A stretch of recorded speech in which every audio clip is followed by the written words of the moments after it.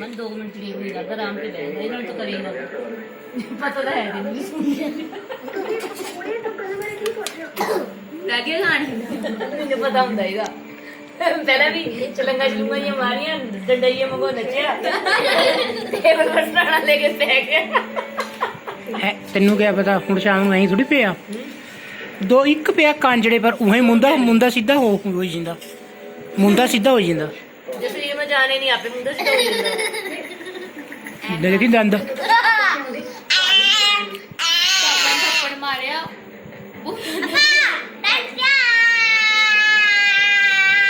Mummy ਦੇਖੀ ਪਤਾ ਇੱਕ ਥੱਪੜ ਵੀ ਮੇਰਾ ਇੰਨਾ ਤੇ ਦੁੱਦਾ ਪਾਪਾ ਤਾਂ ਜੀਭ ਕੱਢਦਾ ਵਾ ਨਾ ਤੇ ਡੱਡਾ ਲੱਗ ਜਾਂਦਾ आंटी छेती छेती तो खाली कर दे सिमी को रंग ढंग है ये फिल्म ला लो 55 पर लाओ 55 पर यही 55 ही लाया था मुझे पसंद नहीं है फिल्म कितना आई भी लानी है शाहरुख खान दी ਅੱਜ ਲੈ ਡੈਡੀ ਇੰਨਾ ਸ਼ੋਰ ਕਰਦੇ ਨੇ ਨਾ ਸੈਕਿੰਡ ਕਰਕੇ ਕੱਲ ਮੈਨੂੰ ਤਾਂ ਅਟੈਂਡ ਕਰਵਾਉਣ ਦੀ ਸਟੋਰੀ ਹੈ ਹੁੰਦੇ ਮੈਂ ਉਹ ਲਾਤੀ ਹਿੰਦੀ ਵਾਂ ਲਾਤੀ ਨਿਆਣੇ ਨੂੰ ਆਰਾਮ ਤੇ ਐ ਕਰਕੇ ਬਹਿ ਗਏ ਉਹਦੇ ਵਾਲਾ ਇਨਪੁਟ ਡਿਵਾਈਸ ਵੇ ਲਾ ਕੇ ਲੰਗਾ ਮਾਰ ਨਾ ਆ ਠੀਕ ਹੈ ਚੁੱਪ ਕਰਾਣੇ ਵਾਲਾ ਸਿਸਟਮ ਐ ਕਰਕੇ ਬਹਿ ਗਏ ਕਿੰਨੀ ਵੀ ਕਲਾਸ ਵਾਲੇ ਸੈਕਿੰਡ ਵਾਲੇ ਛੋਟੇ ਛੋਟੇ ਕਿੰਨੇ ਵਿਗੜੇ ਹੋਏ ਨਿਆਣੇ ਆ ਮੈਨੂੰ ਹਾਸੀ ਆਵਾ नहीं खाना जब एग्जाम के बारे में पूछता है तो फ्लोरी इमोशन हो जाती है और रो पड़ती है क्योंकि उसका खून हो गया था हाँ बेटे वो एक सच्चा देशभक्त था मैं हरी ठंडी की वापस ठंडी रखी हुई भारण में पानी में डाल ले आ खा नहीं मैं आई पा रही मैं वो ठंडी रखी हुई उंडी है नहीं इन्फॉर्मेशन दिया वो जानता था भाई आगम ठंडी कर हुई आगम कर और उसे मार डाला और वही ये ठंडी भी आ गई मेरे बेटे को उन लोगों ने मार कर उसकी लाश घर के बाहर फेंक दी अच्छा वो एना मिठाई को लिवा एना मिठा एना मेहमान है की भई है जी निकल आई हुआ है अड्डी चिन्नी की अड्डी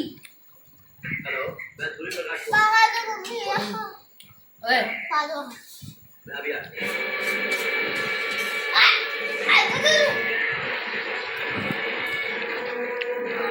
ए मारे शाहरुख खान अक्षय खान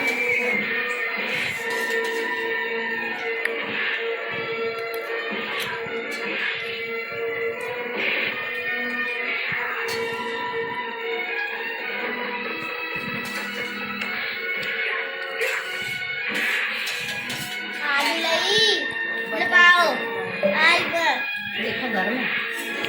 आग वर्गी भाई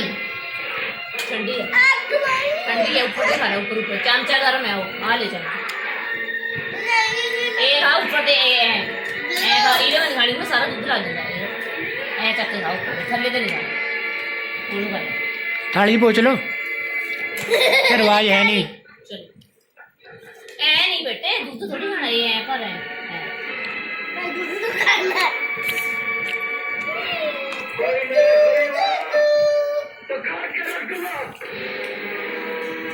मारे बुलाना फेंको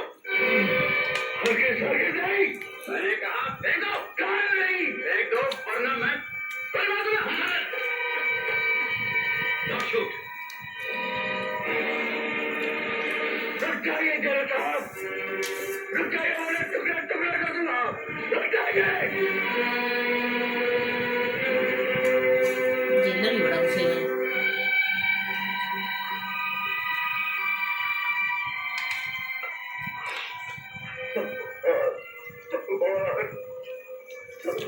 पागल बनना है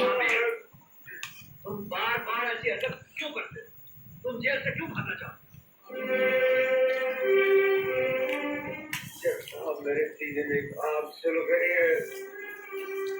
आग बुझेगी उस शैतान का खून करके बुझेगी अपना छोटा हूँ जेल साहब मैं वादा करता हूँ, मैं कसम खाता हूँ, मुझे एक बार जेल से बाहर जाने दीजिए। जैसे मैं अपने मकसद में कामयाब हो गया, जैसे मैंने फराज नदी का खून कर दिया, जैसे मेरे मन की फराज पूरी हो गई, मैं आपके कदमों में चलो सैर नु। चलो चलो नहीं जाना मेरे को।